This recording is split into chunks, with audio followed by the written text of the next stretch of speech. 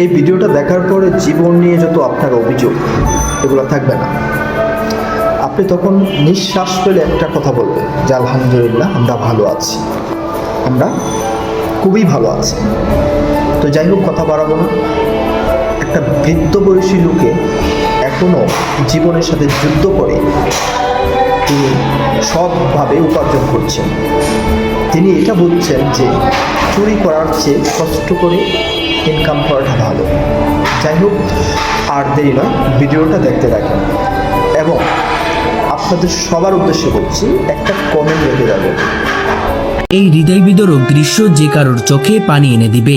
হয়তো এই বাস্তবতা দেখার পর অনেকের জীবনের অভিযোগও কমে যাবে, কারণ এই বৃদ্ধ মানুষটি প্রমাণ করেছেন দায়িত্বের কাছে বয়স কখনো বাধা নয়। 90 বছর বয়সে এখনো চাউলের বস্তা পিঠে করে পৌঁছে দিয়ে জীবিকা নির্বাহ করছেন বৃদ্ধ আনসার আলী।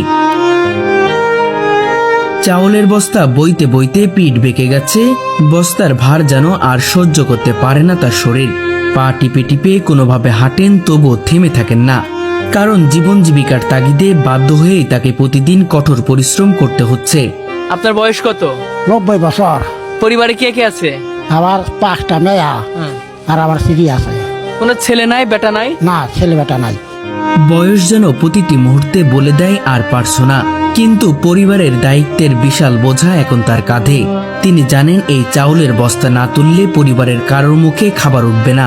তাই নিজের কষ্ট, ব্যথা আর বয়সের দুর্বলতাকে উপেক্ষা করে প্রতিদিনই নামেন জীবনযুদ্ধে। হাঁটতে কষ্ট হয়ে যাও। আমি যে বেহা হয়ে গেছি, এখন তো আটা নিতে পারি না। এখন চাউলের বস্তা না পইরাও গেছি, সবাই পুরা একটা গেছিলাম, পড়ে গেছিলাম।